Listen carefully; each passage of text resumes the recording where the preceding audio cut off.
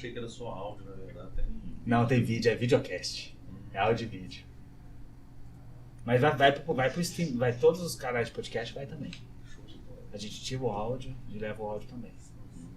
Pra dar uma vida correndo, né? Dar uma malhada e ouvir, legal. Gravando. Fala gravando que eu vi. Gravando. Vamos lá. E aí, meus amigos contadores, sejam muito bem-vindos à segunda temporada do podcast do Contador Agora. E eu tô bem feliz com essa segunda temporada, que nós estamos de cenário novo, equipamento novo, convidado novo. E cara, eu acho que essa vai ser muito legal. Como é que a gente vai fazer essa segunda temporada aqui? A gente vai trazer um tema que está sendo recorrente no momento, em cada episódio. E a gente vai trazer sempre um especialista e um consultor para me ajudar nesses temas mais cabeludos aqui que a gente vai trazer. Uma figura vai ser muito presente nos nossos podcasts é o Acácio. Acácio Neiva, ele é consultor, contador e é diretor da Nexp Contabilidade. E o nosso especialista de hoje é o Wilson. O Wilson é advogado, é contador também, é advogado. Vamos lá, Wilson, fala um pouquinho de você, pessoal, te conhecer. Olá, boa tarde, pessoal. Boa tarde, Acácio. Almir, eu me formei em advocacia, em direito, em 99, né? Então já tenho 23 anos aí de estrada. Antes disso, eu trabalhava no escritório de um professor, onde aprendi muito, né? Depois fiz contabilidade, fiz mestrado, agora estou fazendo um MBA, concluindo um MBA na Fundação Dom Cabral, e sempre trabalhando com esse tema que eu acho sensacional, que é uma paixão, que é o direito tributário. Legal. Acácio, acho que o pessoal já te conhece aqui do canal, mas vamos lá, né? Para os que não conhecem, né? Meu nome é Acácio Neiva, eu sou sócio do diretor da Nexp Contabilidade e Consultoria, tenho 35 anos de carreira como contador, também sou advogado. E aqui nós temos uma situação interessante, porque o Wilson é advogado, vive como advogado e também tem formação em contabilidade. Eu vivo de contabilidade e também tenho formação em direito, né? Então eu imagino por isso que você me convidou para ser o ajudante de hoje aqui, né?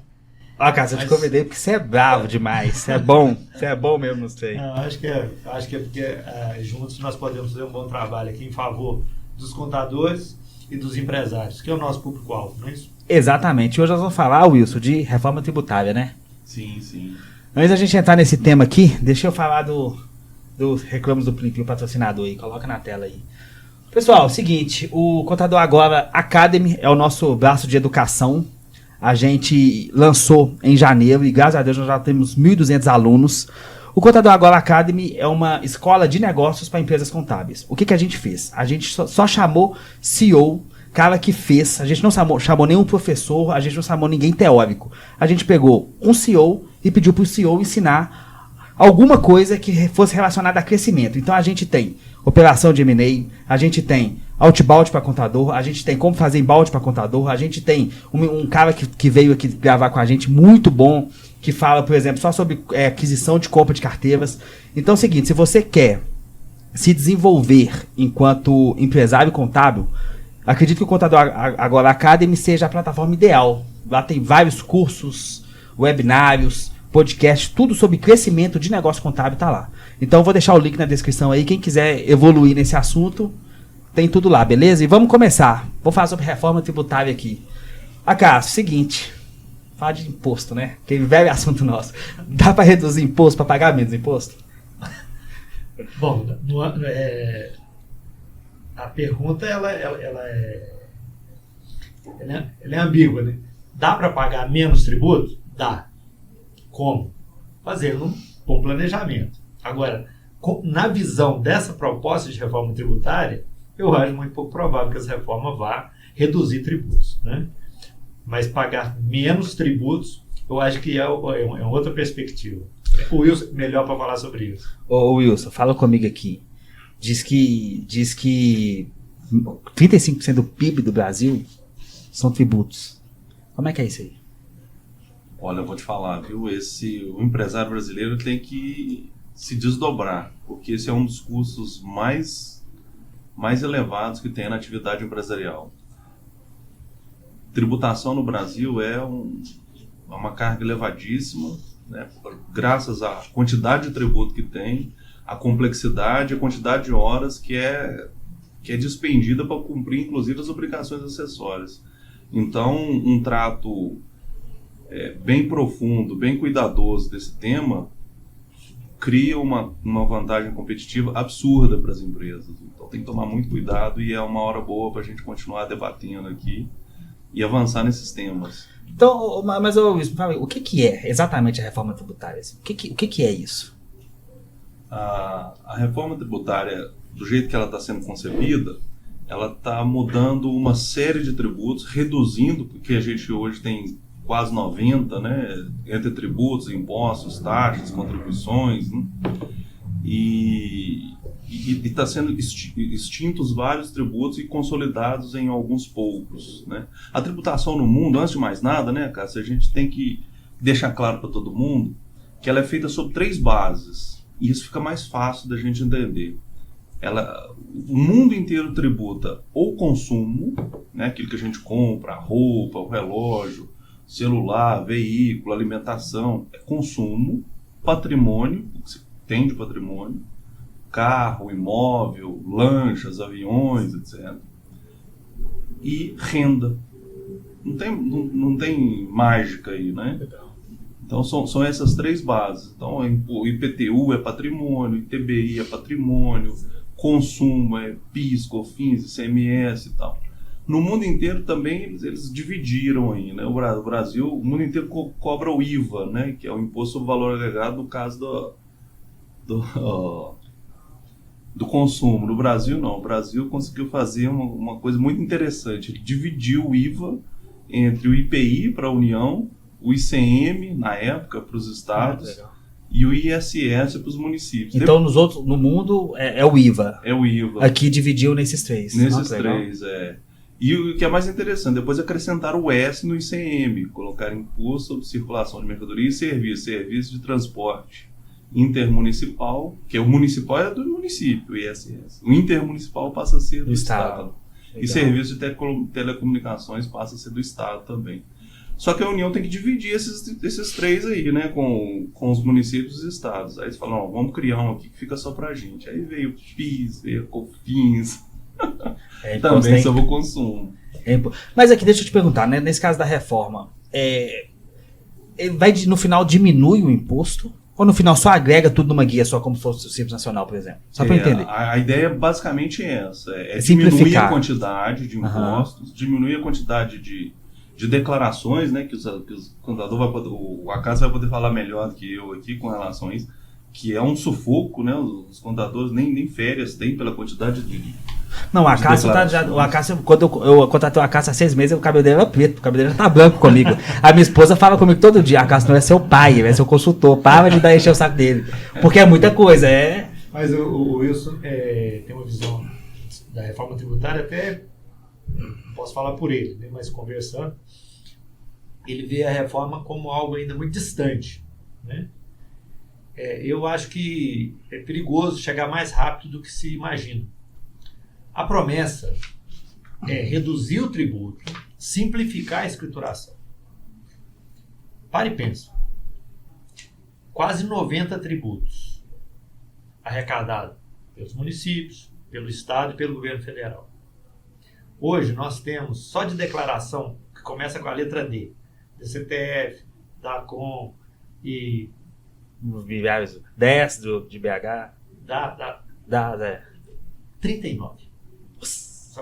Então, além da obrigação principal, né, você tem a obrigação acessória, que é, além de pagar os tributos, você tem que prestar contas, né? Então, mais adiante, nós vamos abordar aqui hoje recuperação de crédito tributário, inclusive para pequena empresa. Isso vai abordar. E vai abordar de FAO, que teve mudança também. Então, essa reforma tributária no Brasil é um negócio que cada governo ele chega com essa promessa. Eu sou muito, muito pessimista quanto a isso.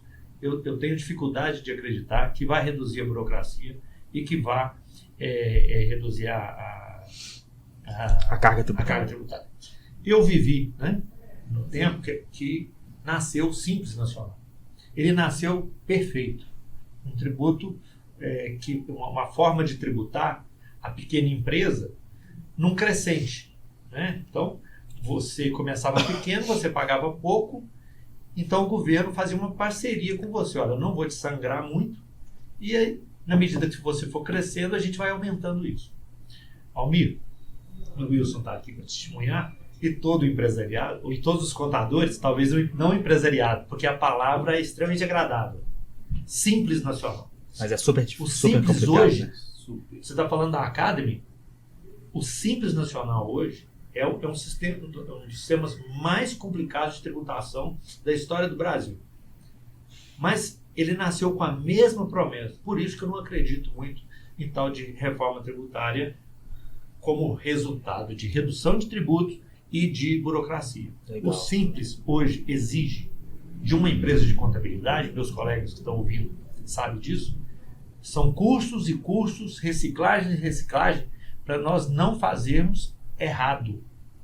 E agora, esse vai ser assunto daqui um pouco do Dr. Wilson, a recuperação de crédito, sabe por quê? Não foi que o contador escriturou errado, não.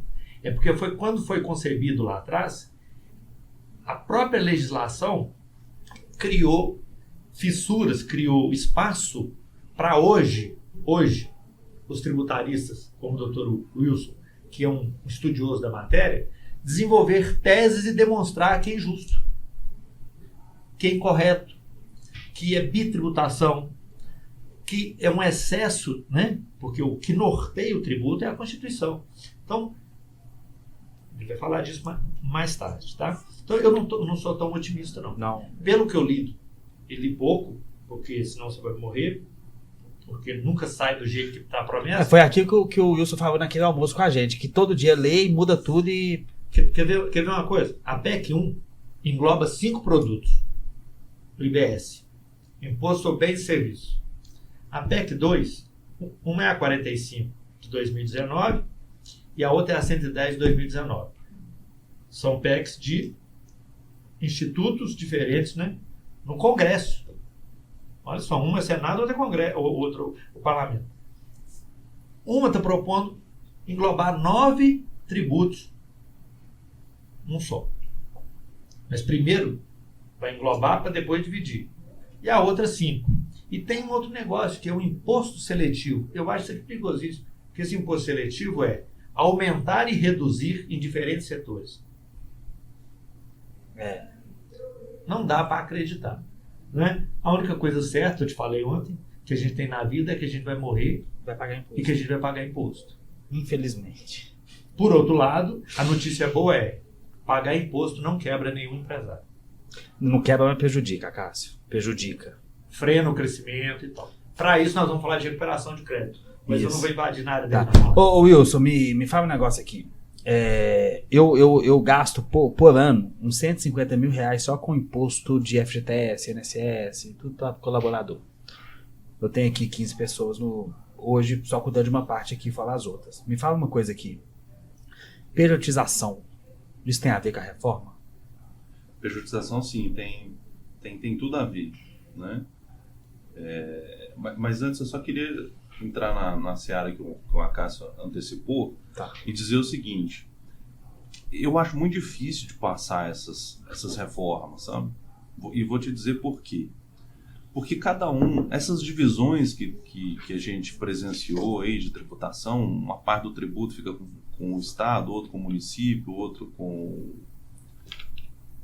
os estados e a União Federal. O que acontece? Hoje, por exemplo, o ICMS, que é um instrumento de arrecadação importante, o mais importante dos estados, dos 27, o Estado hoje ele legisla, ele cobra, ele arrecada, ele fiscaliza e ele autua.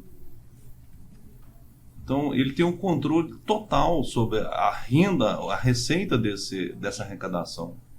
Se esse imposto ele for para a União Federal, quem vai legislar vai ser a União Federal, vai ser o Congresso Nacional. Quem vai arrecadar vai ser o Congresso Nacional, vai ser a União Federal. Quem vai cobrar, quem vai receber e depois distribuir.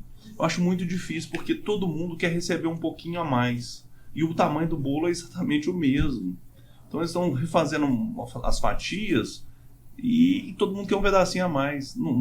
Eu acho muito difícil de ser aprovado. Isso mas não é uma questão política, não? É uma questão muito política, muito política. Por isso que essa reforma, assim, a gente tem que debater, tem que discutir, mas vai ter vários entraves aí, sabe? Então é um ponto que eu acho que é importante. Eu te perguntei na questão da pejotização, mas eu queria falar nessa questão política. Eu estava vendo na CNN, o Ciro Gomes deu uma entrevista lá essa semana. Ele falou que no mundo todo grandes fortunas são tributadas no Brasil, não é pelo lucro, né? Ou também não é grande fortuna, alguma coisa assim. Você pode fatiar, vamos fatiar, né? Porque vamos fatiar. Pejotização, você perguntou sobre pejotização. A pejotização tem muito a ver com reforma tributária? Tem muito a ver. Por quê? É um óbvio que a gente tem que lembrar. O tributo é um gato e rato, né? O Estado é o gato e o contribuinte é o rato, né? Então, é igual o Tom e Jerry, um correndo atrás do outro. A lei permitiu que um bom médico, né, um bom advogado, um ator de televisão, uma coisa assim, ele pudesse atuar profissionalmente e abrigar os contratos dele em torno de uma PJ. Correto? E essa PJ, ela custa menos tributo para quem contrata e para quem trabalha.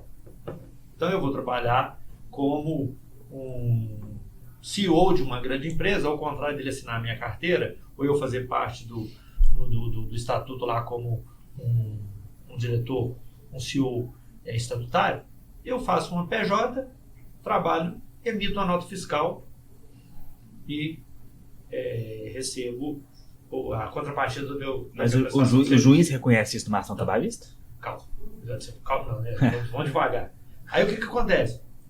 Quando eu faço isso, a Previdência Social brasileira recebe menos dinheiro. A União, a Receita Federal, recebe menos dinheiro de imposto de renda que seria da pessoa física. Que é 27,5 lá, que é a tabela lá. Então, aí eu estava falando só de um individual. Mas pode ser uma situação que é juntar 5, 6 médicos, 5, 6 advogados e fazer uma PJ-tona. E essa a mordida do fisco fica menor. Uma das motivações para a reforma tributária foi, no momento em que essas PJs, né, houve um alastramento de PJ pelo Brasil, a Previdência Social passou a recolher menos e a Receita Federal passou a recolher menos da pessoa física. Então, inexoravelmente, ela vai atirar nisso. Então, fala assim, tributar o lucro distribuído. Né? Tributar o dividendo. Para equilibrar. Isso, porque hoje o que acontece? Quando você tributa a pessoa jurídica, você distribui o lucro para os sócios, né, tirado ali, apurado o resultado, esse lucro já foi tributado da pessoa jurídica, então ele é menos tributado da pessoa física. Aí o que se propõe? Se propõe que, uma vez que o dinheiro saiu da pessoa física, foi da pessoa jurídica e foi para a pessoa física, há uma outra tributação. A lei de hoje não prevê essa outra tributação. A lei de hoje assegura isso. Só que o governo vê nisso uma outra oportunidade de tributação. Isso é no âmbito da pejotização. Agora, da tributação... Deixa eu só continuar essa pejotização aqui. Sim. Acabou que eu não te respondi, né? O meu contador não deixou passar todo mundo para PJ, não. Ele falou, você quer um risco trabalhista que eu ia correr, que é muito grande. Vamos lá, vamos tratar desse tema. Meu contador não deixou.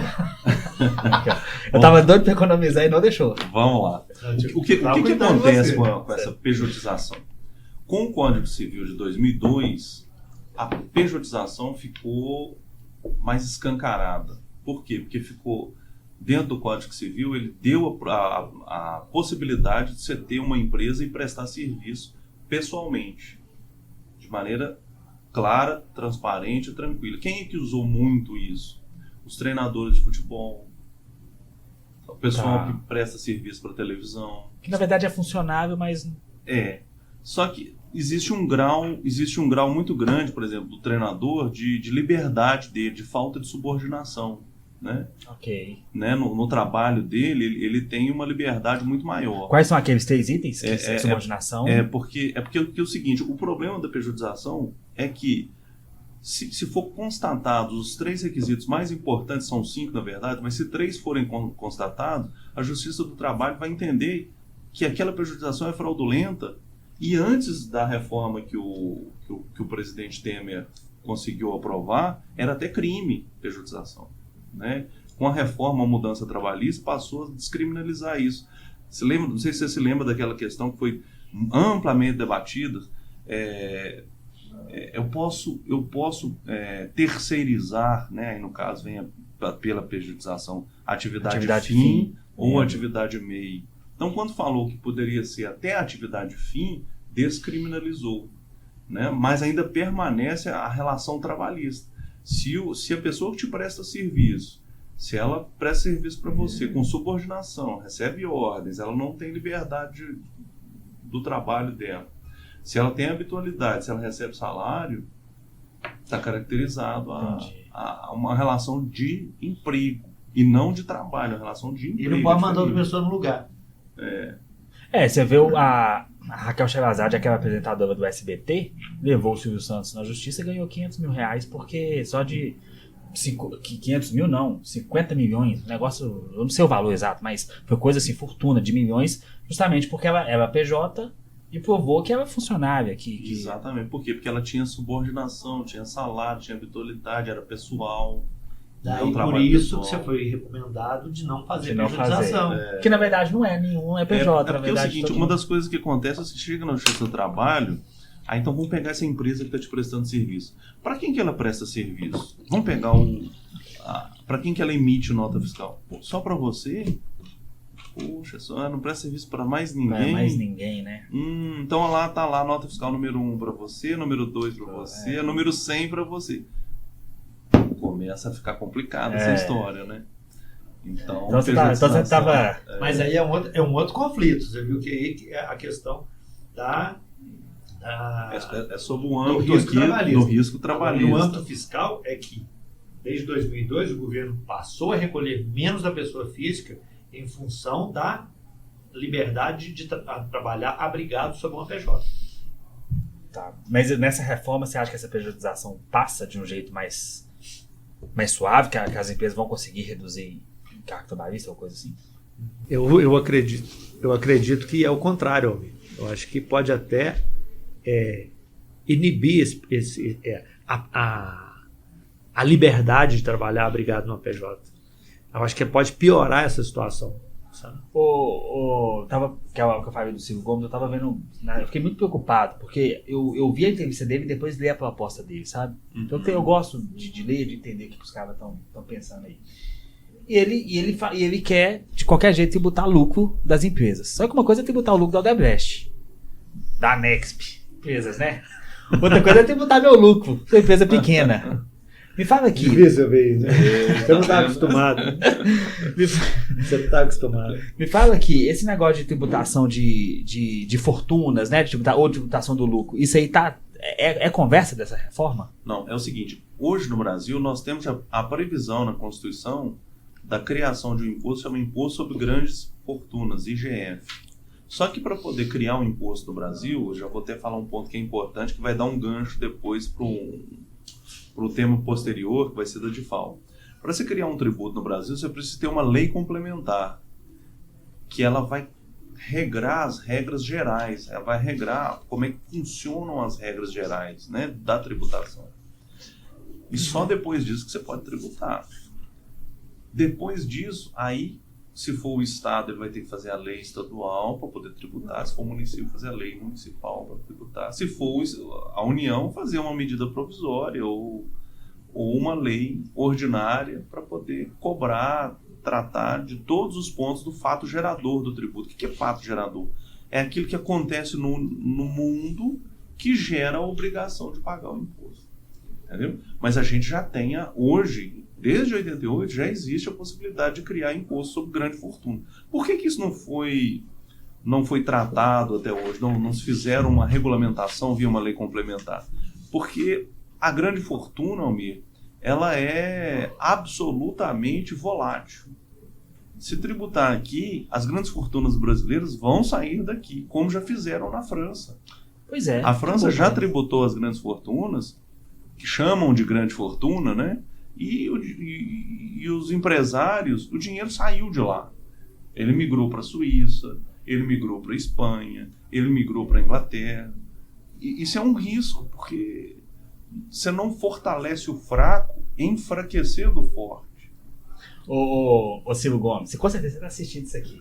O Wilson vai deixar o contato dele aqui no link, tá? Tem uma pessoa ali com ele antes de fazer aquela proposta. Pode ir. Só para... O Silvio Gomes com certeza vai ver. Você vai ligar pro Wilson, vai lá. Então a gente é contra, né? É muito contra.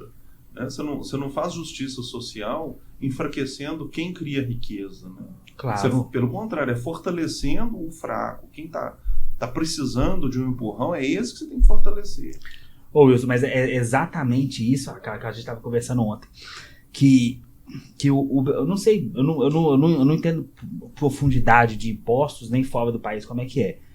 Mas assim, eu tenho certeza que grandes empresas pagam muitos impostos. Muito mais do que pequena empresa, eu sei. Mais. Mas para uma empresa pequena, uma empresa do centro, uma empresa que está começando, você cobrar do cara 6%, 8% do faturamento do cara.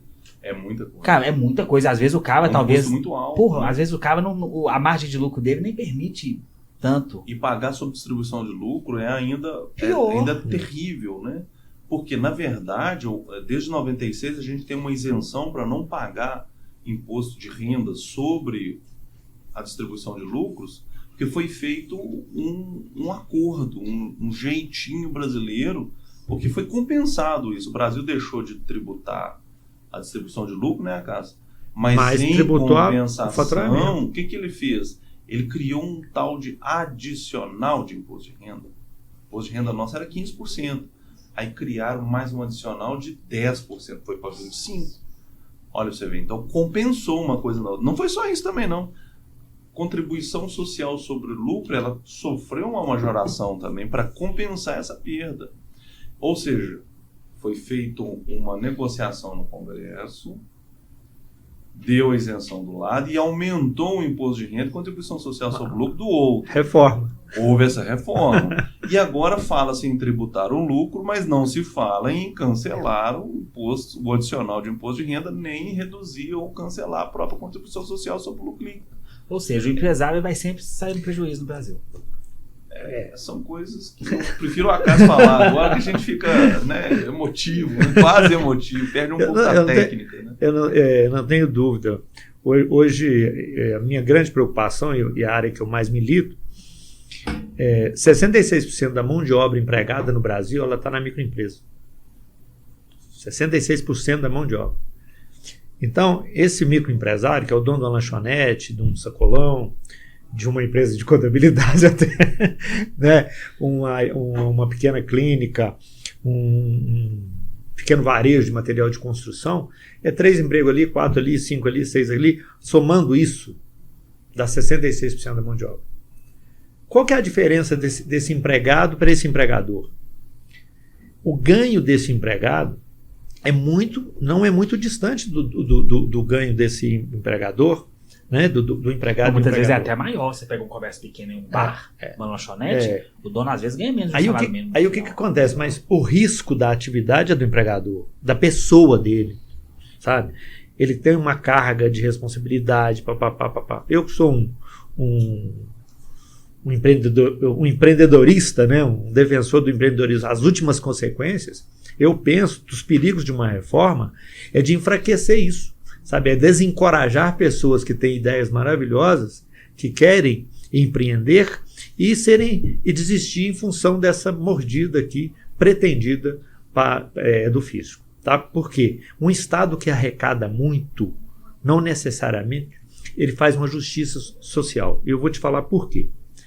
66% da mão de obra está na microempresa. Portanto, sobraram, óbvio, 34%. Desses 34%, 22%, né, quase isso, é o do funcionalismo público, que é financiado pelo tributo. E daí, pois, tem uma parcela miúda que estão nas grandes companhias. Então, quando eu pego essa arrecadação e gasto 70% dela com a folha de pagamento do funcionalismo público, isso é injustiça social das maiores. Mas isso é só uma divagação. Agora, sobre tributação de fortuna, no Brasil nós temos um tributo que é o ITCD. Quando você morre ou quando você faz uma doação, o Estado, né, tributa. Hoje é 5%. Varia de Estado, né, Wilson? Esse tema, Cássio, é sensacional, porque no Brasil pode se tributar até 8%, é o Isso. limite. Aí, esse é o perigo. Nos Estados Unidos, tem estados que já tributam em 40%. Ou seja, você constrói um patrimônio, você dedica a sua vida, babá. Morreu. Na hora de você transmitir essa propriedade para os seus sucessores, hoje, no Brasil, você pega de 5 a 8, né, Wilson? A tributação o ITCD? Não, o ITCD ele é diferente um pouquinho, porque é o seguinte, a legislação ela deu ao Senado Federal o direito de fazer uma resolução falando qual que é a alíquota máxima. E aí cada estado tributa a quantidade que ele quer. Tem estado hoje a alíquota máxima é 8. O Rio de Janeiro cobra 8. Minas Gerais cobra 4,5. Mas você quer tributar uma fortuna? A hora que você morrer, que eu sei que você vai estar super rico, eu passo o ITCD para 40%. Aí eu tributei fortuna. Aí a volatilidade que o Wilson abordou, ela começa a perder, né? Ela torna menos volátil. Então a fortuna não é o dividendo das empresas. Né? O dono da grande empresa lá recebeu dividendo milhões, então eu vou tributar isso. Mas isso aí é um jeito da gente enxergar. Né? Sem entrar no debate político, eu acho que da minha parte eu não gostaria de entrar, mas parte do que o Ciro Gomes fala, ele fala disso, de tributar o empresário e tal. Aí a sociedade fica pensando, só que ele esquece que esse empregador hoje, da lanchonete, esse cara, a hora que ele vai morrer, ele vai entregar 40%. Aí é bruto. Né? Outra coisa, eu vou tributar o dono você gera 20 empregos. Né? Por exemplo, lá na minha equipe, lá eu tenho 25 empregos. Eu sou útil para minha classe profissional, eu sou útil para meus clientes, mas se eu ganhar um pouco mais, aí eu vou pegar um pouco desse lucro para levar para mim? Não, agora eu vou tributar seu lucro. Eu já tributei a empresa, você gerou emprego, mas agora eu vou tributar seu lucro. Você concorda que isso pode me desmotivar? Não, claro, me desmotiva todo dia. Né? Todo dia eu me desmotivo. Então tá vendo os perigos da reforma? 2 perigos. Um é que ela vem prometendo simplicidade na escrituração e redução do tributo. Na prática, meu amigo, eu tenho muitas dúvidas sobre isso. Eu sou um libertário.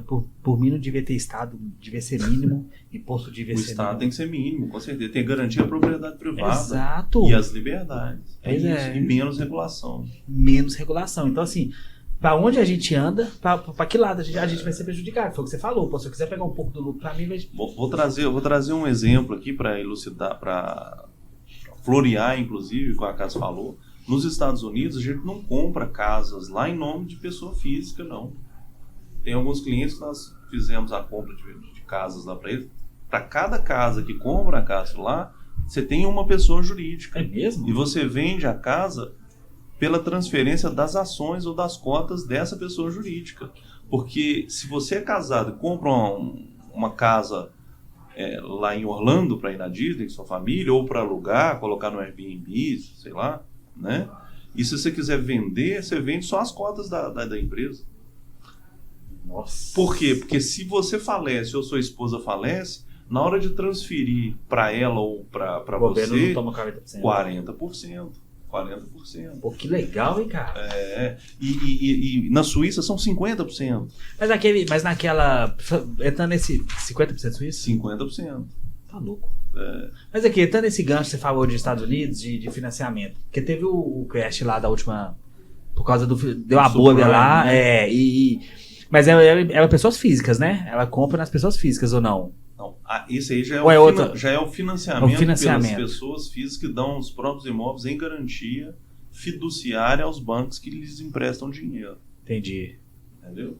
E aí, nesse caso, eles criaram uma bolha porque tinham subprime. Você tinha uma alavancado com outra, ou seja, um imóvel, por exemplo, de $1 milhão, ele estava alavancado 10, 15 vezes mais. Então era 15, ele suportava empréstimo de 15, 20 milhões para a mesma pessoa. Quando a pirâmide começou a cair, desmoronou. Não dá conta. É isso aí. Quanto ao ITCD, esse é um tema até que a gente discutiu, né, Cássio, antes. Vale muito a pena a gente ter um podcast só para falar disso, porque ele puxa a existência das holdings no Brasil, tal qual eu te falei agora dos Estados Unidos. Sim. Né? E as holdings aqui, para uma economia lícita, antes de mais nada, né, do ITCD, a utilização da holding é super interessante. Para você já antever um inventário, não precisar fazer inventário, passar o seu patrimônio para os seus filhos ou para quem você quiser, com um custo muito menor do que o custo do ITCD que a gente tem hoje, e tem que fazer rápido, volto a dizer, um senso de urgência aqui vai muito, porque o ITCD no Brasil, eu te disse, quem coloca a alíquota máxima é o Senado. O Senado tem 81 senadores. Para poder votar isso aí, se tiver 41, que é a metade, eles aumentam. Se eles reunirem 41, eles têm condição de aumentar. Se desses 41 que estão lá, 21 votar que é para passar para 20%, meu amigo, já aumentou para 20%, e os estados, você acha que eles vão demorar para poder aumentar? Não, lógico que não vão. Então, a questão de holding é um tema interessantíssimo, a gente vai falar sobre isso numa próxima ocasião. Só nessa de holding aí, só pra gente matar esse, para depois a gente fazer um só disso. Uma empresa controla as outras, certo? Ou controla o patrimônio da família, como é que... Assim, um overview bem simples, tá? Ela serve... A forma prática que existe de holding, que a gente entende, né, como leigos, por exemplo, a Bradescopar, né, Bradesco Participações S.A., ela é uma empresa controladora da Bradesco Consórcio, do Banco Bradesco, da Bradesco Arrendamento Mercantil, da Bradesco Financeira, etc. E dos outros empreendimentos que a Bradesco tem. Assim como tem a Itaúsa, que é uma ação muito interessante. Itaúsa é bom. Né? Que também administra os negócios do Grupo Itaú. Então, essa é a visão clássica. Mas existe a visão também da holding enquanto uma empresa de proteção patrimonial, né? Nada aqui para poder escapar de fisco, nem nada. Tudo muito legal dentro da legislação. Tem que saber fazer, né, Wilson? Tem que saber fazer. Você sabe fazer? A gente faz isso, assim, muito. Sério? Muito. Por quê? Porque dentro de uma holding dessa, você pode, por exemplo, igual nós tivemos um caso que eu gosto muito de relatar, um senhor com 7 filhas, com um patrimônio considerável, né? E ele disse o seguinte: olha, gosto demais das minhas filhas, mas aquele genro ali, eu não quero que ele receba nada da minha filha. Tem jeito de fazer pela holding? Claro que tem.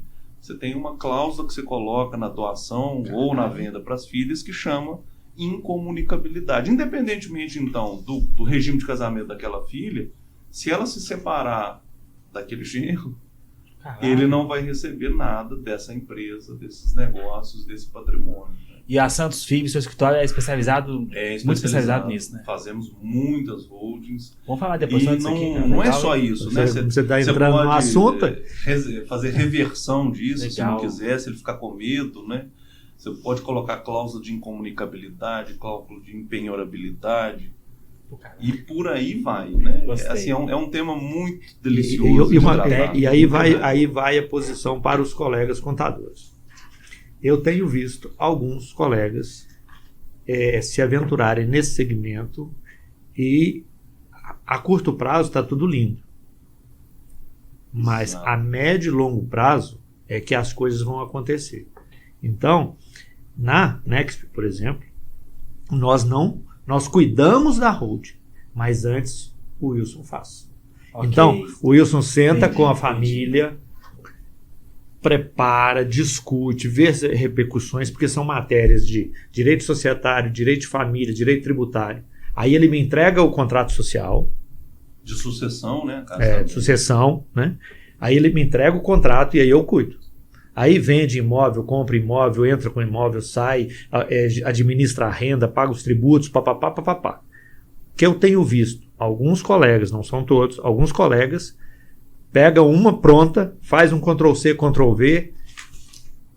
Meu amigo, são patrimônios de 15, 20, 30 milhões, daqui a 5, 6 anos vai ter divórcio, vai ter óbito, vai uma pandemia. Aí, meu amigo, talvez o dinheiro que o colega ganhou hoje vai ser pouco para pagar. Amanhã pode repercutir em responsabilidade profissional. Exato. Então, na nossa empresa, nós temos um cuidado muito grande com isso. Não necessariamente é só o Wilson que faz. O que eu recomendo a meus clientes, recomendo a todos os meus colegas contadores. Não se aventure num assunto que é próprio de um advogado dedicado a isso. No caso do Wilson, o foco tributário e societário é algo assim sagrado, então esses assuntos eu toco com ele. Ou eu peço que o meu cliente eleja um advogado, dá a confiança dele, para ele criar essa estrutura e depois ele me passa para eu tocar o contato. É porque todo mundo acha que vai até o passo 3, sabe, Almir? Mas vai até o passo 12.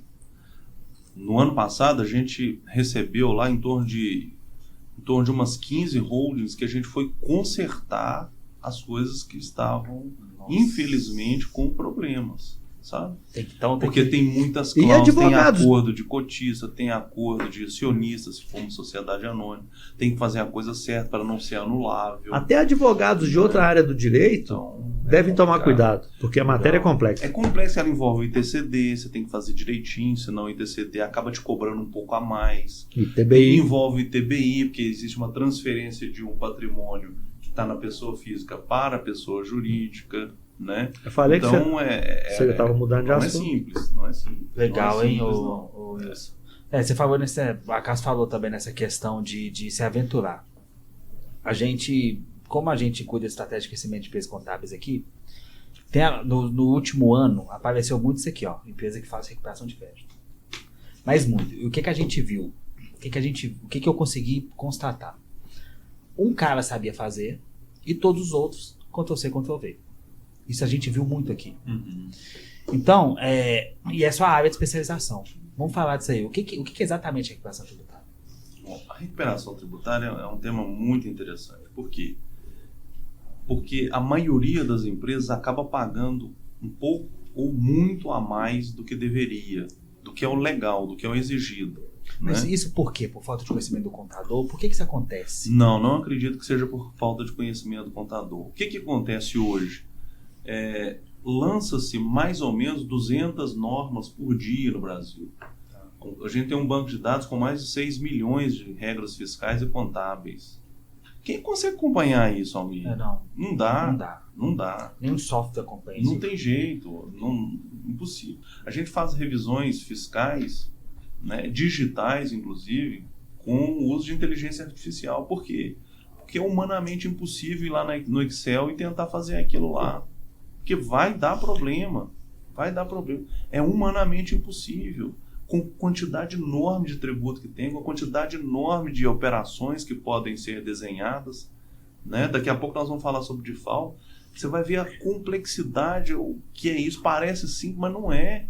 Porque quando você vende para consumidor é de um jeito, se esse consumidor ele tem uma inscrição estadual e paga ICMS é de outro, se ele tem a inscrição e ele vai revender, o tratamento é outro, se ele não tem inscrição, o tratamento é outro, se ele é uma empresa de construção civil que não faz venda, não comercializa, é outro. Então, o Alfredo Becker falou o seguinte, é um manicômio tributário. Quem é o Alfredo Becker? É um escritor tributarista, já faleceu, saudoso. O que ele falava? Nós não falamos de sistema tributário, falamos de manicômio tributário. Mas aqui, que tipo de crédito? Porque dos nossos clientes aqui, o que eles têm muito, né? Farmácia, né? Perfumaria, autopeças, tem outras. Sim. Mas o que exatamente você consegue recuperar? Como é que funciona isso? Vamos lá. Esses que você deu exemplo, autopeças, farmácias, né? Alguns supermercados, isso. Né? Esse pessoal, eles incorrem num comércio que tem alguns produtos que eles já foram tributados lá na origem, lá na fonte, para toda a cadeia. Lembra do IVA que nós falamos? Valor agregado? De outros países. Se eu sou um fabricante, vendo para você, que é um atacadista, coloquei um valor agregado. Você, atacadista, vende para o retalhista, colocou um valor agregado. Ele vendeu para a farmácia, tem um valor agregado. A farmácia vendeu para o consumidor final, tem outro valor agregado. Então, cada um vai passando e pagando os tributos de acordo com essa cadeia, como essa cadeia vai se evoluindo. Acontece que alguns produtos, eles já têm a tributação paga por uma pessoa só, que é o fabricante. Ele paga para a cadeia inteira, então você não precisa mais pagar, né? Então, por exemplo, você vai almoçar num restaurante da sua preferência com a sua esposa, toma um vinho, toma uma cerveja.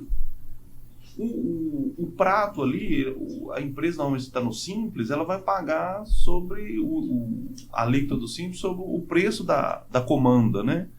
Mas se tiver um vinho e uma cerveja, tem que excluir aquilo ali. Por quê? Porque o vinho já foi pago lá na fonte.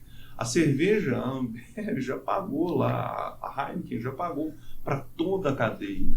Isso acontece com autopeças, com medicamentos, com as farmácias. A gente fez um trabalho aqui com um cliente nosso, que ele é uma contabilidade especializada em hamburgueria. Aí ele contou pra gente uma história que é o seguinte, que quando você tem um combo, você vai numa hamburgueria e você compra um combo lá. Então você tem sanduíche, batata, refrigerante. Você consegue tributar o combo pelo menor valor do imposto dos itens que estão lá. E tem que ter um cuidado. Mas eu tô sendo simplista contigo falando. O que a gente fez? A gente fez uma campanha que a gente entrou no Instagram de todas as hamburguerias de São Paulo e a gente mandou a seguinte mensagem no direct da hamburgueria. E contando essa história, cara, você pode pagar o menor imposto, assim, assado. Com certeza você tá pagando imposto maior que você tá fazendo isso. Conversa com a gente fez essa campanha pro cara. O cara pegou 15 hamburguerias de São Paulo. Se funcionou, se não funcionou, se realmente isso aí já sai do meu negócio, porque o meu lance é marketing. Mas isso tem a ver com recuperação de crédito ou com essa análise tributária? Tem a ver com planejamento. Isso é um planejamento tributário, que tem que ser feito com muito critério, com muito cuidado. Mas teria como o cara recuperar isso que ele já pagou a maior, por exemplo? Ou seja, empresas do Simples conseguem recuperar? É possível, mas não sob a perspectiva desse planejamento de combos, né? Sim. Né? Mas aquilo que já foi tributado pelo refrigerante, sim, se ele pagou o imposto sobre o refrigerante, mas o refrigerante já foi pago o tributo lá na fonte, lá pelo fabricante, aí sim dá para ele recuperar.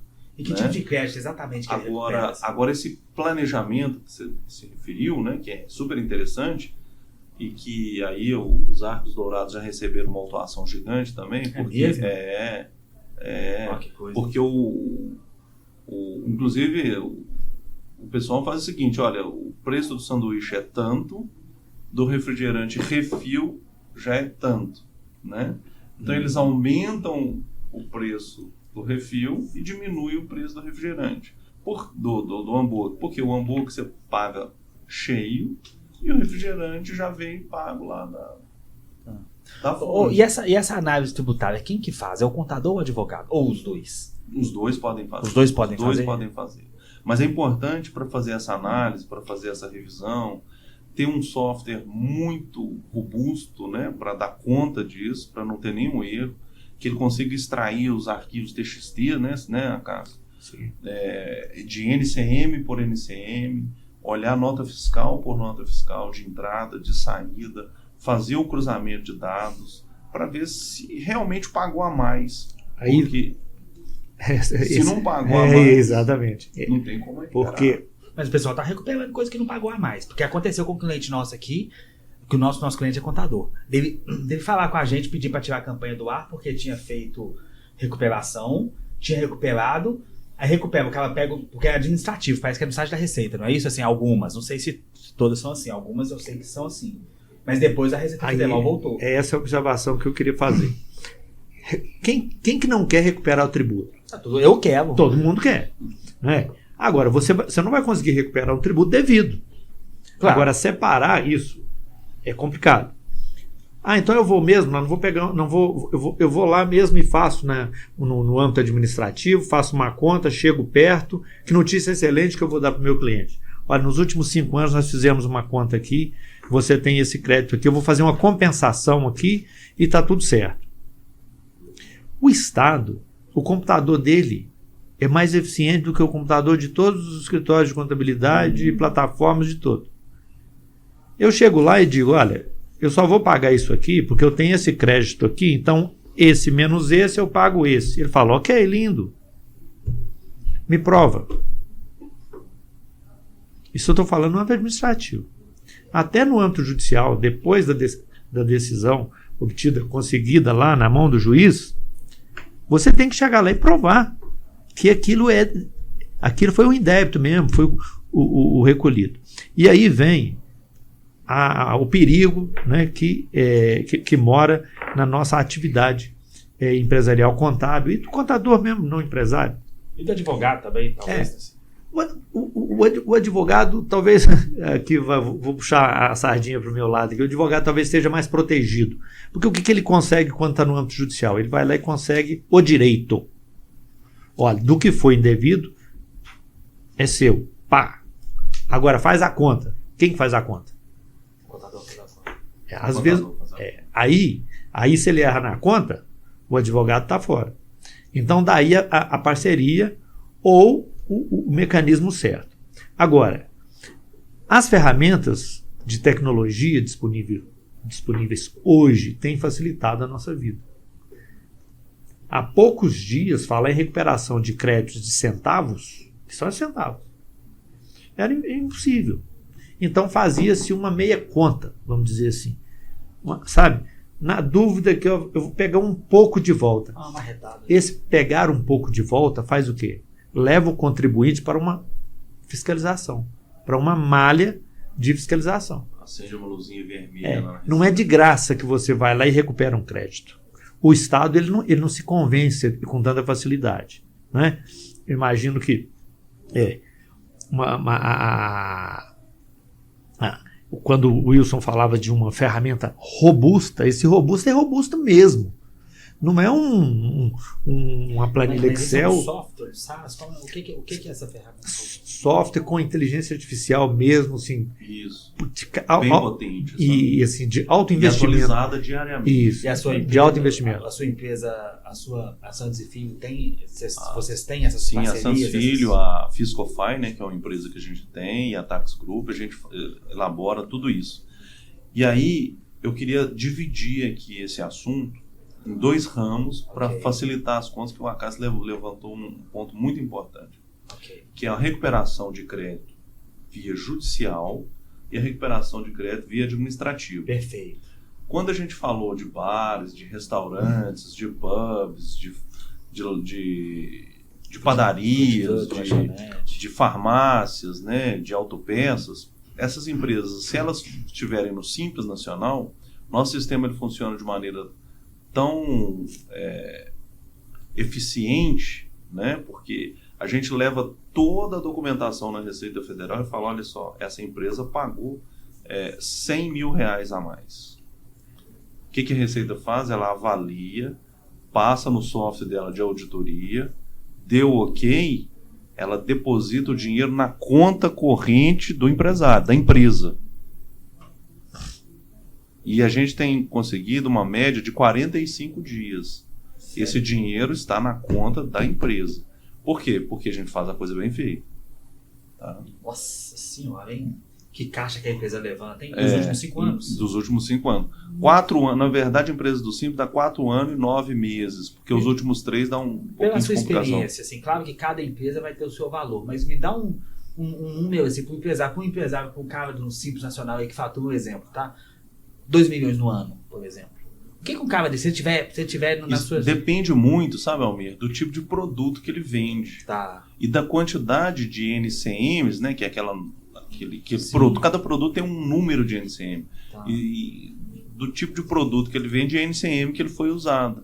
Porque o que vai definir isso é se quem vendeu para ele já pagou imposto para ele até o final. Isso é o que define. Tá. Né? Já agora, para quem não está no Simples...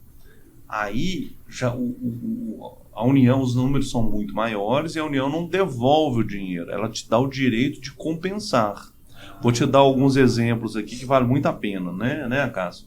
Por exemplo, uma indústria ela aproveita um crédito, vamos dizer, de IPI, que é o imposto ao produto industrializado, daquilo que ela compra de outras indústrias para aplicar no processo produtivo dela.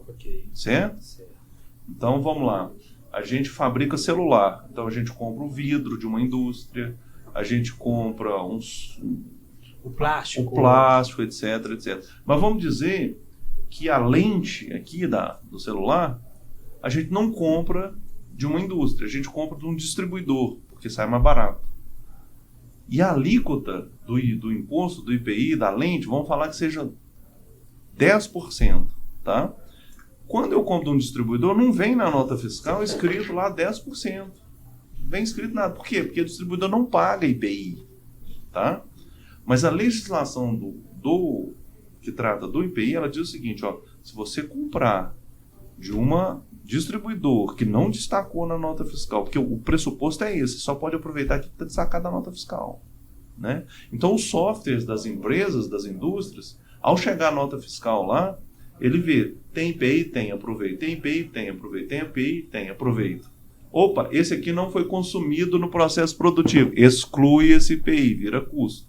Já aquela que vem da nota fiscal de uma distribuidor, tem IPI? Não, então não aproveita. Tem IPI? Não aproveita.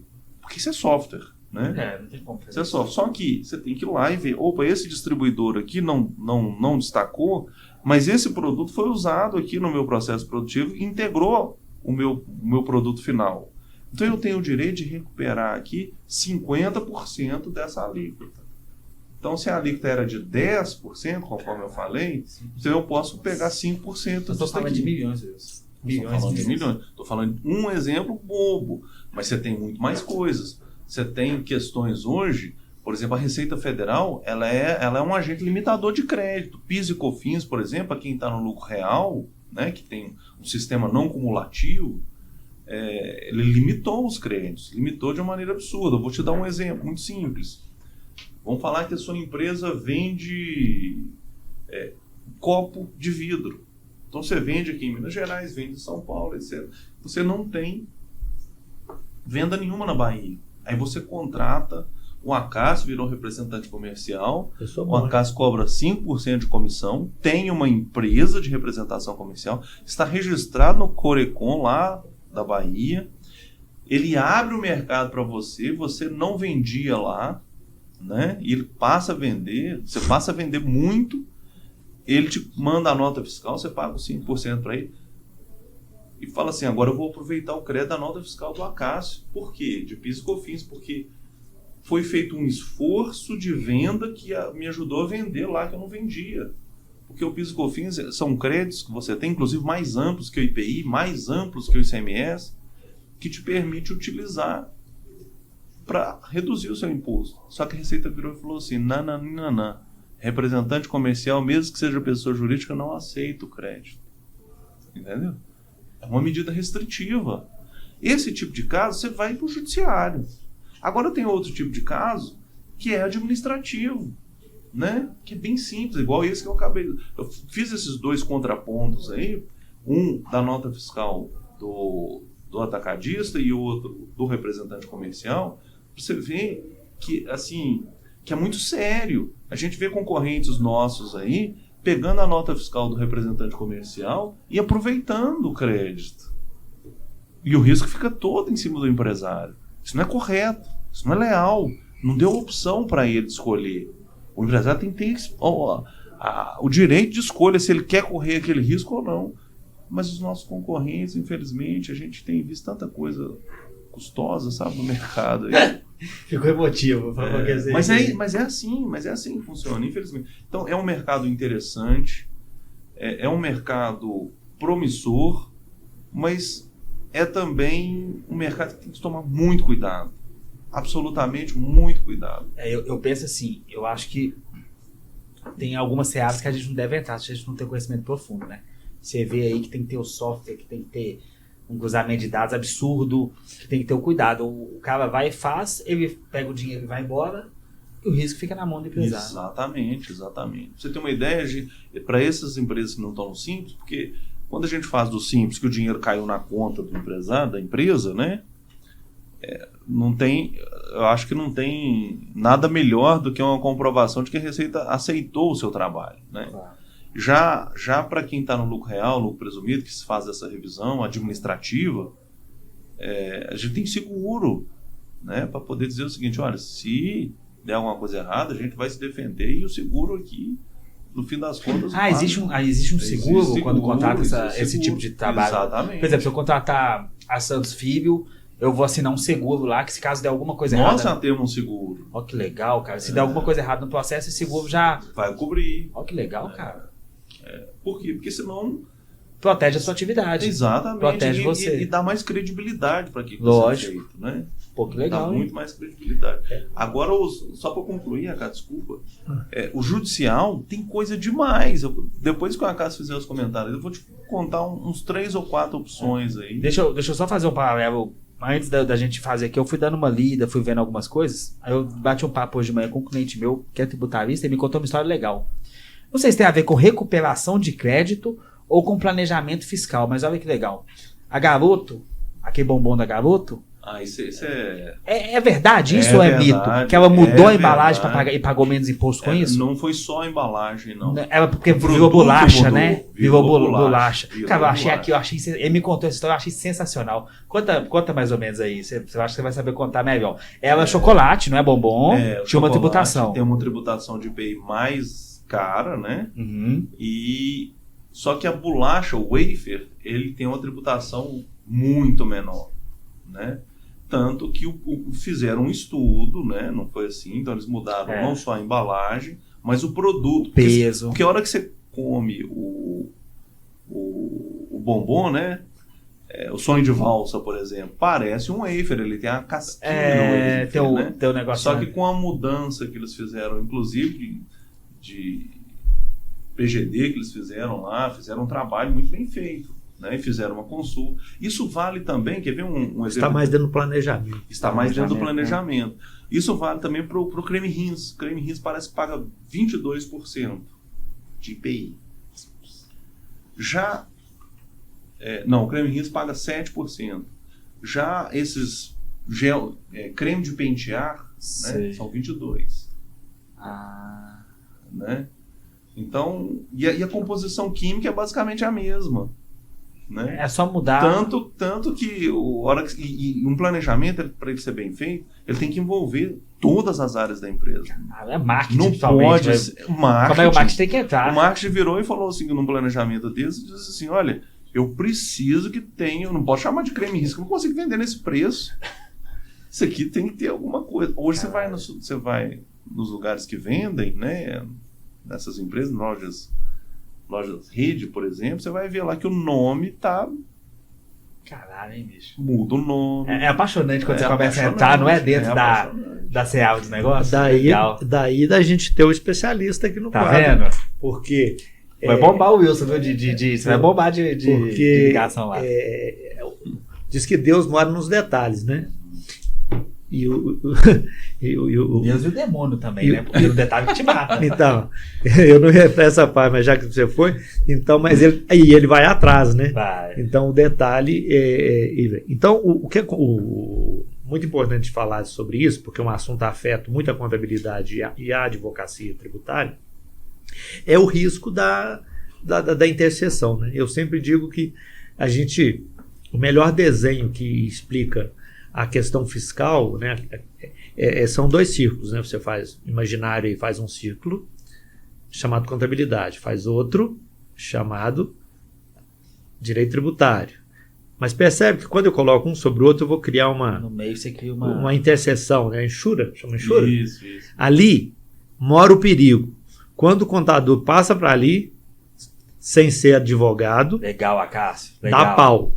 Entendi. E quando o advogado passa dali sem ser contador, dá pau. E quem paga a conta?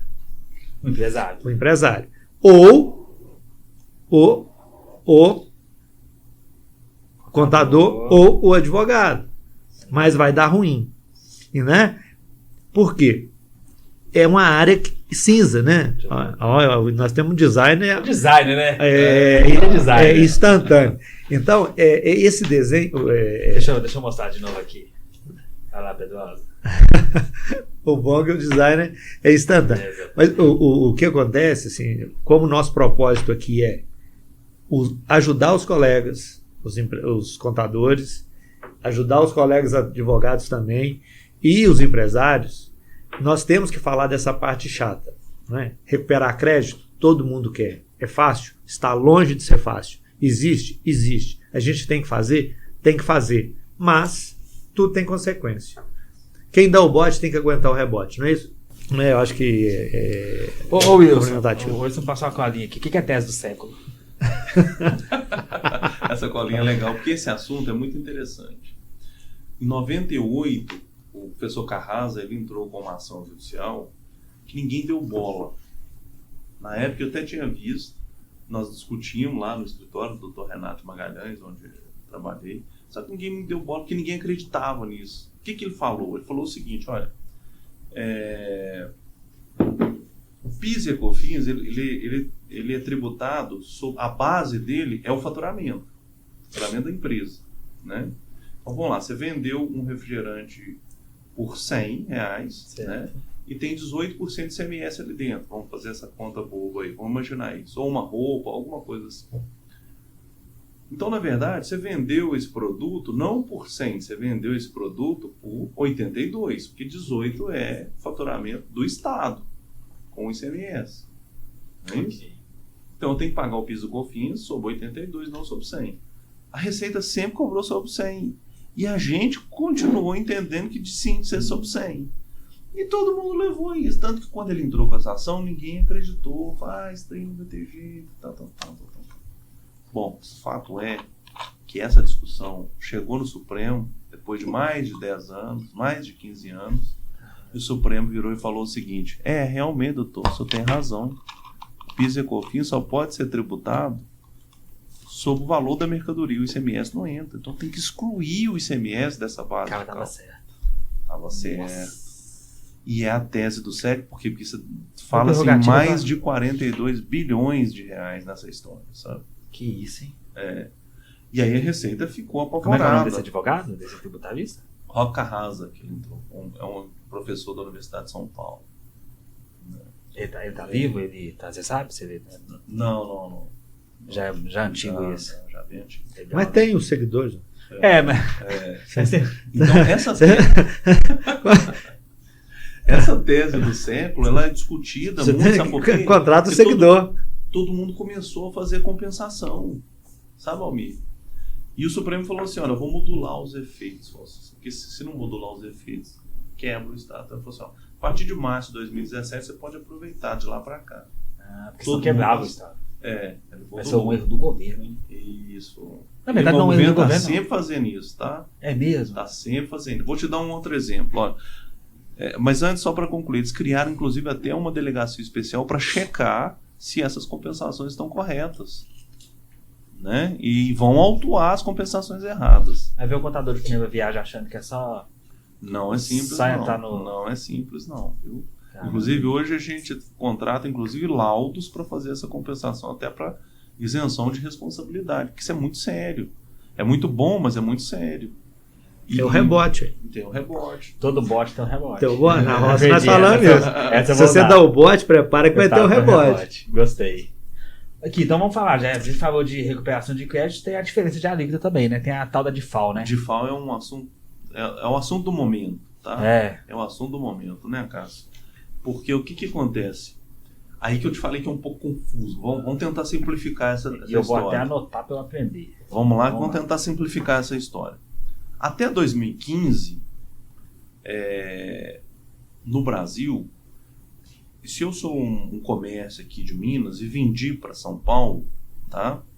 E se eu vender para uma empresa que vai revender, ou seja, ela paga ICMS também, eu vendi aqui com uma alíquota. Vamos falar que a alíquota interna é do 18%. Só que ao vender de Minas para São Paulo, eu pago só 12% para Minas Gerais. Os outros 6 vai ficar para São Paulo. Tá? Essa partição aí. Então, se eu vendia para alguém que ia revender, então eu pago 12 para Minas, os 6 ele vai pagar lá quando ele vender. Tá bom? Ok. E quando eu vendia para quem era consumidor final, né?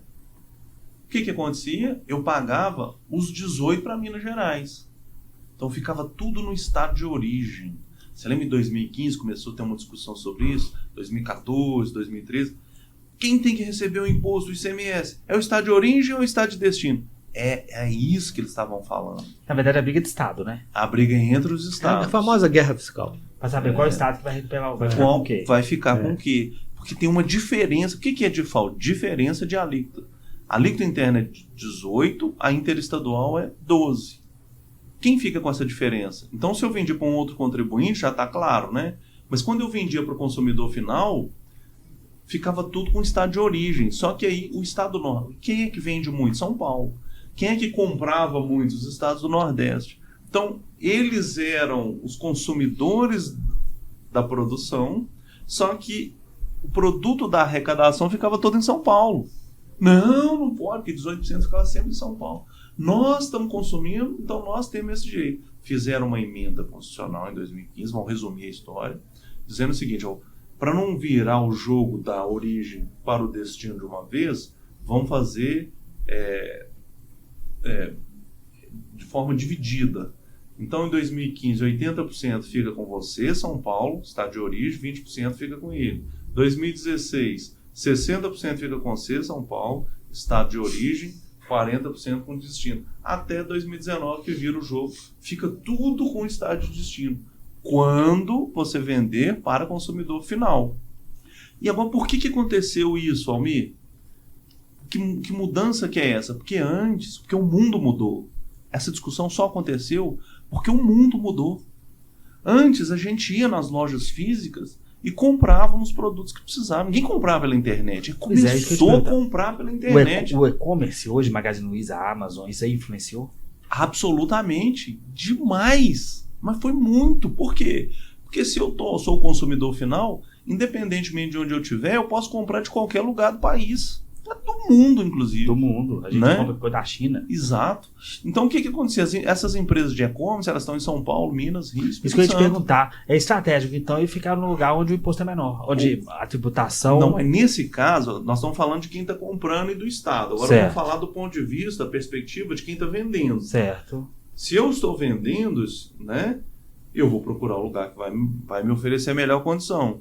Minas, São Paulo, Rio, Espírito Santo, começaram a dar incentivos fiscais. Vem pra cá que você paga menos. A Fiat, não sei se tem a Fiat, no caso, veio pra cá. Também, depois mudou. Foi para Pernambuco, na época que o ministro da Economia, né, não era Economia, na época era da Fazenda, ele levou para lá, né, deixar aqui, infelizmente, mas é bom que o Brasil cresceu com isso, né. Bom, voltando a vaca fria, né? Então, o DIFAL dá essa confusão. Então, com a venda pela internet, com e-commerce, então eu estou aqui e comprei da Bahia, comprei de São Paulo e tal. Só que os estados falaram o seguinte, eu quero que fique no estado de destino, quando é consumidor final. Porque antes a gente só comprava... Se eu estou... No estado de destino. Então, se eu comprei, então o imposto é para BH. Agora sim. Hoje é. Então, por exemplo, se eu comprar esse microfone aqui pela internet, BH vai ser beneficiário desse imposto. Vai ser o beneficiário desse imposto. Hoje é assim que funciona. Legal. Entendeu? Não importa se a fábrica tá em São Paulo, Rio, Fortaleza. Não importa. Minas Gerais vai ser beneficiário porque o consumidor está comprando de lá. Agora vamos lá. Então, mas aí São Paulo ganhou a regra, porque São Paulo perdeu, né? Porque o imposto fica todo aqui agora. Nesse caso. Nesse caso, mas eu digo assim, por exemplo, se você pegar o Brasil, quem mais compra na internet? Talvez São Paulo, Rio e Minas Gerais. São Paulo é um grande produtor e um grande consumidor. Mas o Nordeste é um grande consumidor e um pouco produtor. Legal. Que legal, hein? Mas, na compra para revenda, é outra regra. É uma regra muda. Agora vamos falar o seguinte, onde é que vem a luta aqui nessa história que você perguntou, né? Uhum.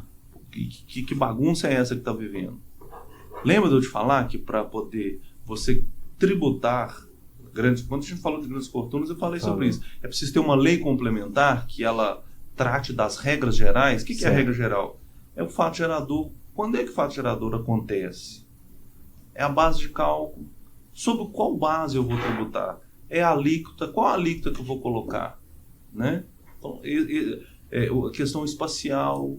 Quem que é o sujeito ativo? Quem é que vai pagar? Pagar para quem? Então, a lei complementar é que vai falar sobre isso. Certo. Fechou? Fechou.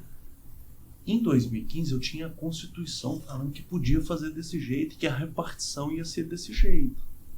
Certo? Né? E gradualmente foi passando para o estado de destino. Mas tinha lei complementar? Não tinha. Não tinha. Rapaz, uma outra pessoa inteligente foi lá e entrou com ação dizendo o seguinte: gente, vocês estão tributando isso aqui, mas não tem lei complementar. Não tem norma geral. O que tinha na época? Tinha o seguinte: os secretários de Estado de Fazenda, cada um de um estado, os 27 se reuniram sob a presidência do ministro da Fazenda e fizeram um convênio. Todo mundo de acordo, para não ter briga. Lembra da repartição do bolo? Para não ter briga. Cada um com seu pedaço. Isso. Então, eles aceitaram e criaram essa regra. Então, em 2015, cada um foi tributando desse jeito, seguindo o que estava na Constituição. Só que nós vivemos sob o princípio da legalidade. É preciso que tenha lei complementar. Não tinha. Não tinha lei complementar. O Supremo veio e falou assim: não pode tributar, gente. Vocês precisam de lei complementar. Faz uma lei complementar aí. E aí disse o seguinte: aí você lembra da modulação dos efeitos? Ou seja, a gente podia pegar de volta desde 2015.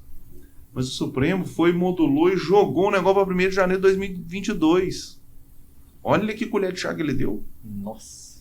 Tá vendo? O que os caras tinham que fazer? Estou falando dos caras, né? O que o legislador tinha que fazer? Aprovar uma lei complementar rápido para poder suportar essa cobrança. Certo? Agora eu vou fazer uma pausa. Você toma água? Não, obrigado. Vou fazer uma pausa e eu vou fazer um aspas aqui. Eu falei do princípio da legalidade. Um outro princípio que trata de tributação no Brasil é o princípio da não surpresa. O que ele fala? Eu, empresário, não posso ser surpreendido com um tributo novo para eu pagar de um dia para o outro. Então a regra dizia o seguinte: se veio uma lei tributando, criando um tributo novo, ou aumentando um tributo que já existe, eu só vou pagar no ano seguinte.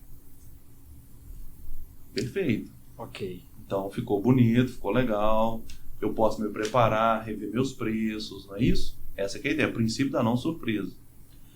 Isso para imposto, certo? Aí para contribuições, que é PIS, COFINS, pessoal, não vão te dar essa colher de chá toda não, vai ser só 90 dias. Então se eu aumentei o PIS, igual aumentou a COFINS, que era 2% em 2008, 98 passou para 3%, foi só 90 dias. Imposto, agora se for imposto de renda, se for ICMS, se for ITBI, é só de um ano para o outro. Aí, Acácio, nossos gestores, o que eles passaram a fazer? Aumentar o imposto de renda, por exemplo, e publicar a lei no dia 31 de dezembro. Que dia que ia valer? Março. Não. Imposto? Ah, nossa, sacanagem. Nossa, mentira. Pegou? Peguei. Cara, arrebentou ele. Isso aí arrebentava a gente. E foi muita gente que foi fazendo isso, até que todo mundo ficou revoltado. O que eles fizeram? Nossa. Fizeram um jeitinho e falaram o seguinte: olha, então vamos fazer o seguinte, vai ser no ano seguinte. Mas, se for no dia 31 de dezembro, nós vamos ganhar 90 dias. Tal como as contribuições, a regra das contribuições. Então você tem que aprovar a regra, a lei, até setembro, porque tem setembro, outubro, novembro, dezembro. Vai ser janeiro. Isso. Tem a anualidade, mais uma regra exceptiva de 90 dias.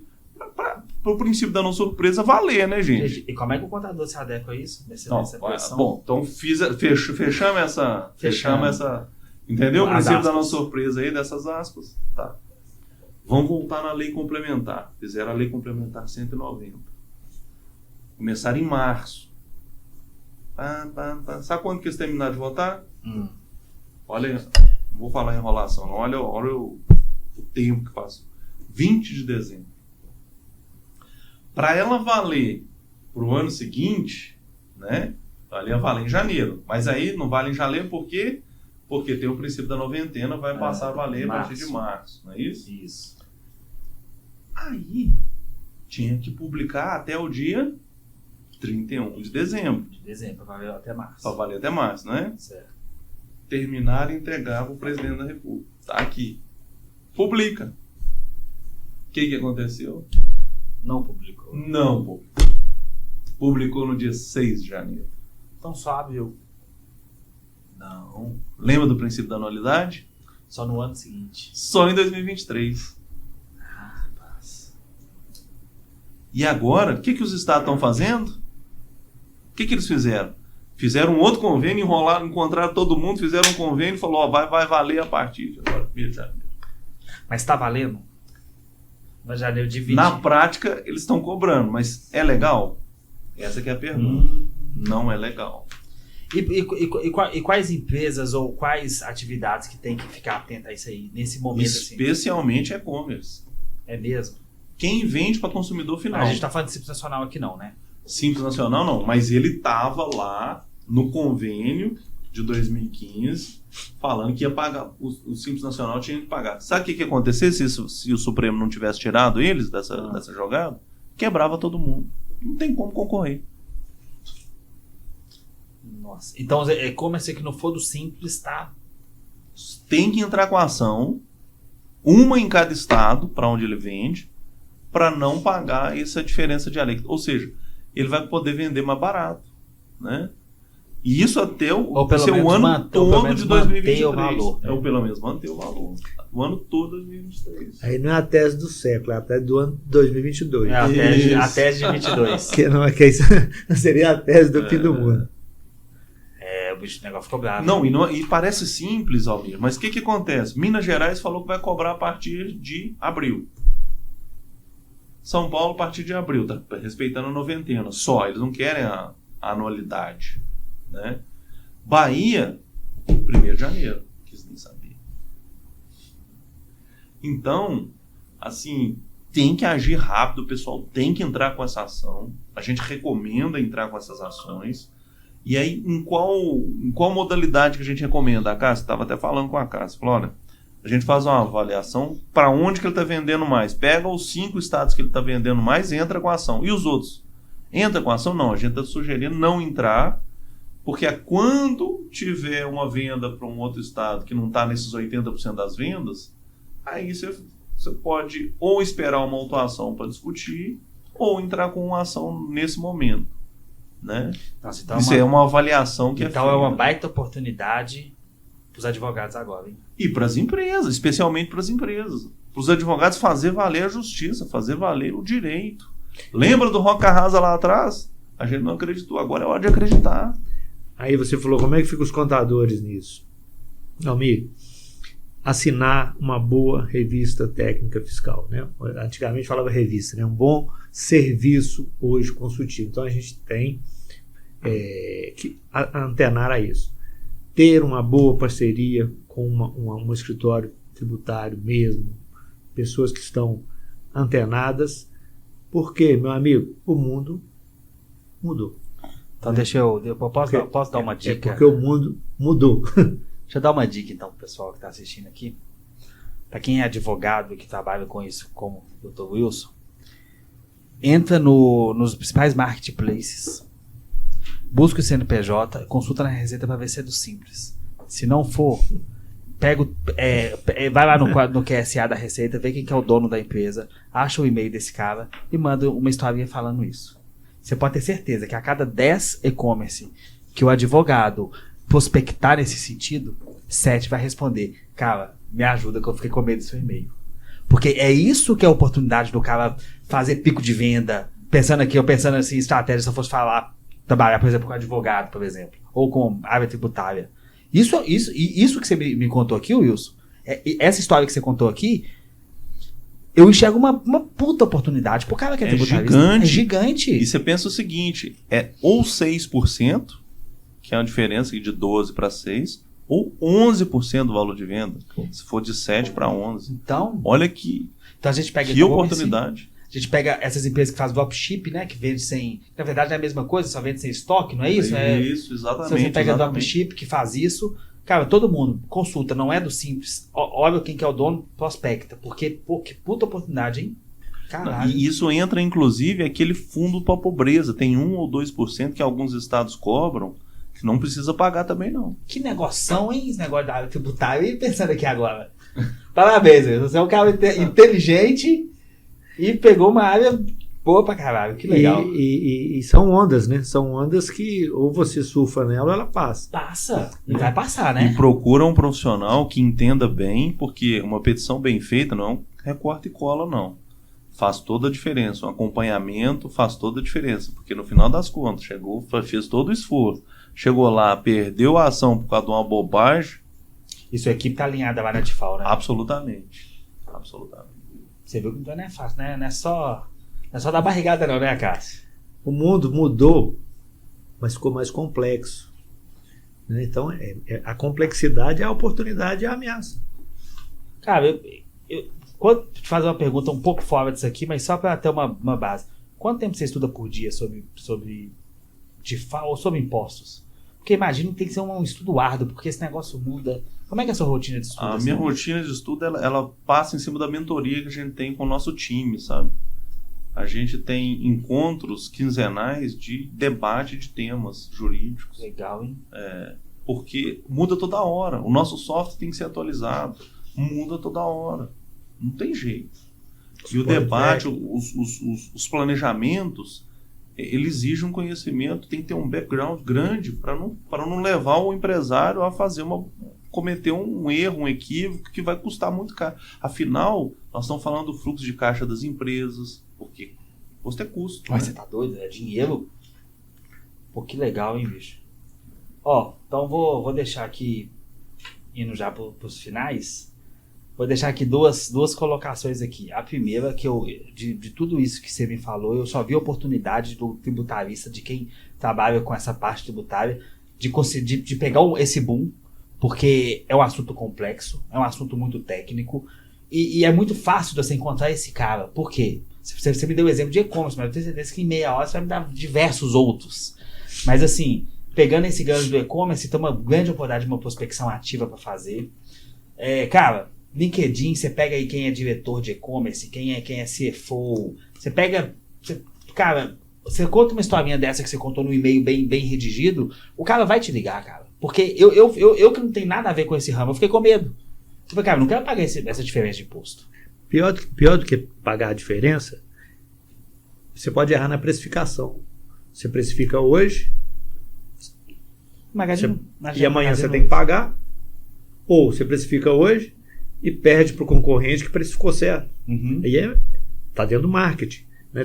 Eu errei no preço, o que foi lucro hoje, amanhã pode se perder. Né? Ou eu não vendi hoje porque eu precifiquei errado, porque eu não sabia fazer a conta do tributo. Aí entra o contador, aí entra o advogado, aí entra o planejamento. E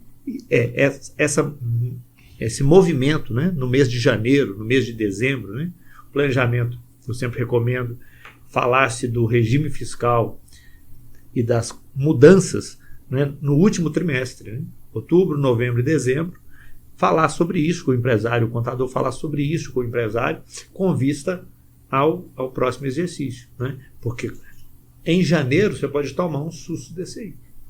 Né? Planejamento, a revisão da opção tributária no último trimestre do ano anterior. E a Santos Filho é parceira lá da Nexp para os clientes aí, né? Para esse tipo de coisa, né? Sempre. Né? Então, não, obrigado. Ele é prioritário. Agora, é claro que você vai encontrar, eventualmente, escritórios de empresas de contabilidade que têm um departamento robusto jurídico também, e aí não é o caso da nossa empresa. No nosso caso, a gente tem uma parceria sólida com a Santos Filho, tem dado certo, além de uma amizade muito bacana. Ele não foi convidado por acaso, né? Claro que não. Foi pelo acaso, mas não foi por acaso. Gente, então vamos chegando ao fim. Ô Wilson, cara, fala seus contatos, o que você quiser falar aí para finalizar, o que você quiser. E eu já deixo aqui meu convite para uma próxima conversa, porque eu achei assim, cara, eu adorei, eu achei que ia ser um tema difícil de levar, mas de verdade, assim, eu achei do caralho. Desculpa a palavra. O pessoal já sabe que eu falo palavrão nos vídeos aí, mas muito bom, obrigado, viu, Wilson, de verdade, viu? Pô, primeiro eu queria agradecer o convite, Cássio, seu, foi sensacional, adorei. Gostei demais, fiquei muito honrado, lisonjeado. Espero ter contribuído e estou à disposição para outros aí, viu, amigo? Que bom. Quero deixar um recado pro pessoal aí que planeje. O principal é planejar, porque imposto é custo. E custo pode quebrar ou não a empresa. É a diferença entre ela ir para o topo ou ir para o fundo do poço. Então, cuida do seu negócio, planeje, recupere aquilo que você pagou a mais e que não deveria ter sido pago. Recupere ainda que judicialmente, com tempo longo para receber, mas não tenha medo, vai lá e recupere, planeje, fique atento a essas questões do momento, do ambiente, né? Igual eu falo que é um ponto do ambiente, fique atento a isso. Tem muito mais coisas. Tem uma série de oportunidades. Nós tratamos aqui de umas 3 ou 4 hoje, né, Cássio? Foi. Mas existe uma infinidade. Eu tinha começado a tarde inteira. Né? Não acaba, né? Tem muitas opções aí, muitas oportunidades. Esse cenário ele é inesgotável e eu adoro tratar disso. Quem quiser um pouco mais de aprofundamento, se quiser aprofundar sobre essas questões, nós estamos à disposição. Nós estamos lá, posso falar? Lógico, por favor, deve. Pode mandar e-mail se quiser para santosfilho.adv.br. ADV de advogado, Vai estar escrito aqui. Ou telefone pelo WhatsApp, né? 31 99102 2522. Atende o Brasil inteiro? Atende o Brasil inteiro. Beleza, pessoal, tá aí os contatos, vai ficar aqui na descrição do vídeo também. Muito obrigado. Obrigado, meu querido. Ô, chefe, muito obrigado.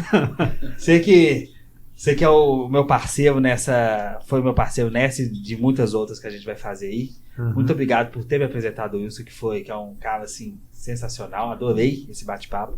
Obrigado pelas suas contribuições e deixa aí seu recado aí. O meu recado é sempre o mesmo espírito, né? Ser útil, compartilhar conteúdo, conhecimento.